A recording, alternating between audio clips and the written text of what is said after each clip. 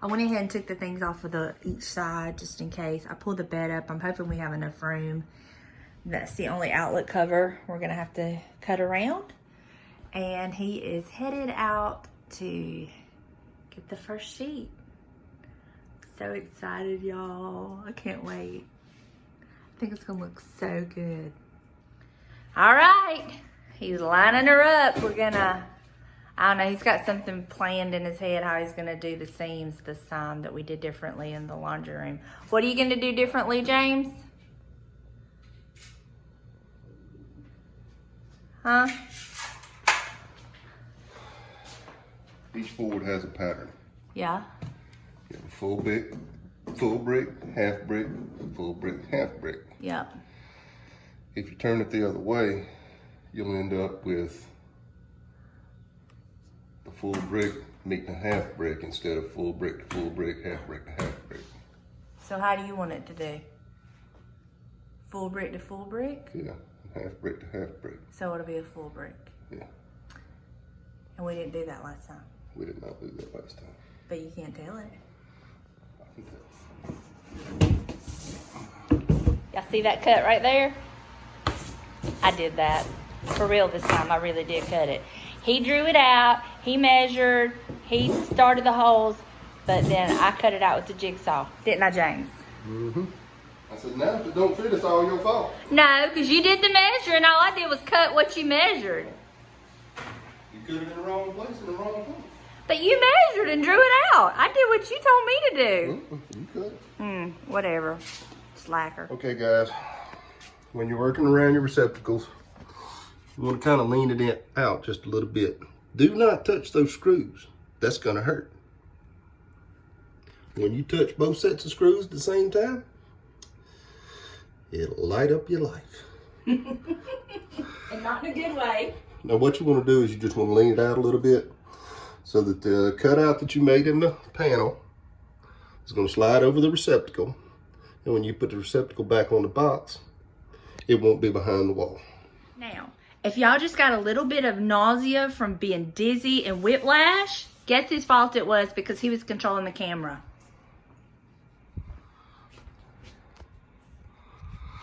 Can y'all see me now? Y'all, what am I gonna do with him? It's a good thing he's good with woodworking and honeydews and DIYs. And this is what he was talking about, the panels. Brick, brick, half brick, makes whole brick. So, and then when I go to do the German schmear, I'll be filling in those cracks. But the panels are not square, as you can, I don't know if you can see it from here. Let me see. But like, if you'll see, like right there, it's gapped, but our trim will cover that. And then there's a wider gap there versus, you know, on down. But that's just part of it. But I think it's gonna be fine by the time we do I do the German schmear on it. It's gonna be fine. Now, because that was off at the top because of the panel, it made this part a little off. So he's gone out there to get something to kind of fix that. Literally had a 4-inch piece that we needed after the 3 panels, and then it was just 4 inches over there in the corner. Okay, we got all the panels up. Okay, so I taped off around the baseboards, and I did partly of the sides and on this side too. I'm fixing to start, per usual, what I do is start at the bottom with stuff that's not really going to be seen, get back into my groove, my technique, and then I'll work my way up. This time I will be using the All Pro joint compound. I'm not going to be sanding, so I went ahead and just got the regular. They do have one if you're going to sand and whitewash, which I am not. They have one that's less dust, but I just got this, and I want to say it was like $6, $7 at Home Depot. I have my little putty knife. Have my iPad. I'm just going to put me on something to kind of listen to, and get to work on this. And I'm going to be just gradually working my way up. My goal is for tonight to get, you know, halfway up the wall, all the way across, and then finish tomorrow, unless I just really get into the groove and I finish it all tonight. But that's my goal. Also, I do recommend having something on the floor around the area that you're going to be working on, just in case something drops. Some of the joint compound drops on the floor. It'll just kind of catch it on here. And yeah, I do recommend that. Okay, I just wanted to give y'all a little tip that I'm finding with this process on this particular wall. This is new joint compound, so therefore it is very like wet and new. And I find that it's much easier when the joint compound is not as wet. Also, so I'm going ahead and I'm putting some out on my lid and letting it kind of dry out some before I spread it on there. Also, I was having issues with trying to get back into the groove of how to put it on with my putty knife. And what I'm learning is I was kind of doing my putty knife at an angle, and I needed to do it like flat. So let me show you what I'm talking about. Okay. So I'm going to get some joint compound on my putty knife, and then let's see, putting it in there like that. I was wanting to do it like this, hold on, like that, where my putty knife was up, like this, and come across, and I was getting all kinds of lines. So the easiest way for me to do it is, let me show you this, is to lay it flat and across. I put it in, hold on, let me see.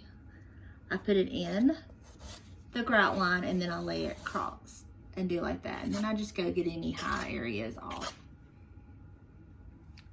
So, joint compound in the grout line and flat. Grout line, flat. Grout line and flat. And see where I have these lines like this? I will just kind of go in there and smooth it out with my finger like this. But to me, the drier, I mean, I guess it's a personal choice, I don't know.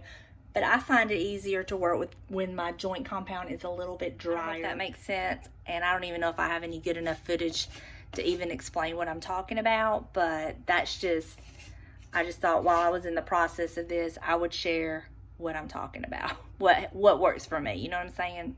So I'm gonna get back to it. All right, finished for the night. And y'all, I am really, really, really second guessing myself. Oh God, I don't know if I've made a big mistake or not, but I think that I'm going to actually get a cream colored paint, water it down, and actually whitewash this brick, because I think that is just, it's too white. So yeah, y'all wish me luck. Okay, day 2 of the wall. Gonna finish it up, and then I'm gonna head to Lowe's and get some paint. And I actually may end up sanding this wall down a little bit and then going over it with a whitewash to tone down the white. It's just too white. Yeah, so that's where I'm at. Okay, here's the wall completely finished, and truly I'm not hating it. I'm really not hating it. I still think that I may, I don't know. I'm really not hating it now. So we will see what I end up doing with it. Okay, y'all, I'm telling you, once I got the whole wall done, I'm really not hating it. But I did learn a trick that I do want to let y'all know. Okay, a few things that I learned in doing the German smear on this wall. that I had forgot about from the other wall. So let me just share some things that I learned, and then maybe it will help you. First of all, I always start in an inconspicuous spot because you got to kind of get your technique, figure out what way is going to work for you. And so I always start in a very inconspicuous spot where maybe I know there's going to be furniture in front of it. That way I'm able to learn my technique, and it also helped me learn the consistency I need my joint compound. My joint compound started out as like a pancake batter, and I prefer it to be more like a peanut butter. So what I would do is I would dip it out on my lid, let it kind of dry some, and then use it. Also, I learned what you eventually want to do is just literally focus on the grout lines. I prefer, let me show you, this tiny little putty knife versus the wide one. My personal preference, you do you, and just kind of get into the grout lines, just put it in there and then smooth it out. If I got too much of the joint compound on my brick, I would kind of try to wipe it off, smooth it, blend it in to where more of my brick would show. Now, the good thing about this, there's so many variations of the bricks and the way the German smears. Of course, you're gonna have some bricks that have a little more joint compound on them versus others, and I think that looks okay. Last night, before I finished the wall, I got 3/4 of the wall done, and I was really second guessing myself. I was thinking, I think I've really messed up. But I knew in the back of my mind, I had other options. I could always tone it down with paint. I could go in there and do some faux paint techniques on it to tone it down. Yeah, it would be extra work, but I knew I had options. And if all of that failed and I screwed all of that up, I had two other options. I could go back over the faux paint techniques with more joint compound just to camouflage that. Or I could paint the whole entire wall the same colors as the wall in my bedroom, and it just looked like I painted over brick. So there were options. So I really didn't lose sleep over it. I slept really good, so I didn't lose sleep over it. But again, got up this morning and was like, I'm gonna do this, I'm gonna do this, I'm gonna do this. But once I got it all done, I'm really not hating it. So there are options. Don't fret, you have options. It's not a perfect technique, but then again, it's not supposed to be perfect. It is very forgiving, let's just say. And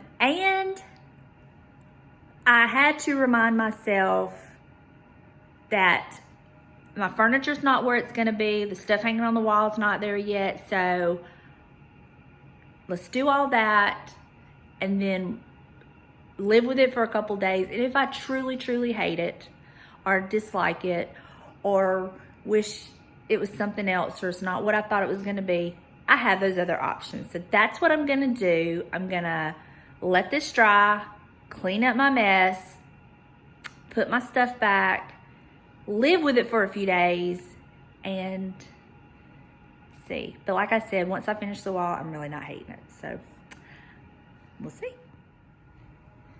Okay, here it is, and I don't hate it.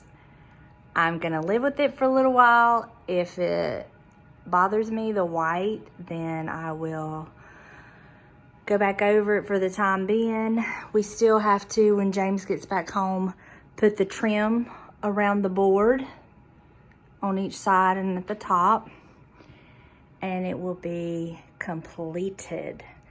On this picture right here, it was a gold frame, and I was actually gonna ask James to make me another frame, but then I decided I would paint this frame.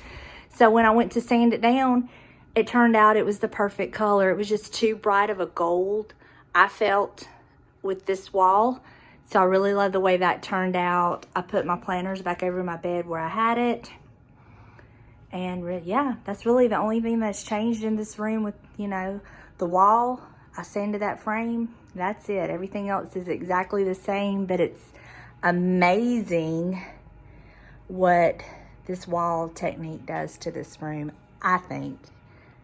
I really, really love it. I'm very pleased with it. And yeah, this is a night view of the room. And I love it. Yeah, I really do love it. I can't wait to get the trim up, and that's gonna finish it off.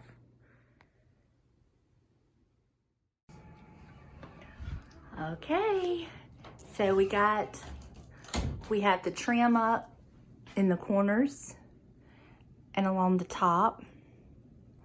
He got that finished. And so this is the finished. Look, I love it. Y'all know I had my reservations about it, but I'm very happy with it.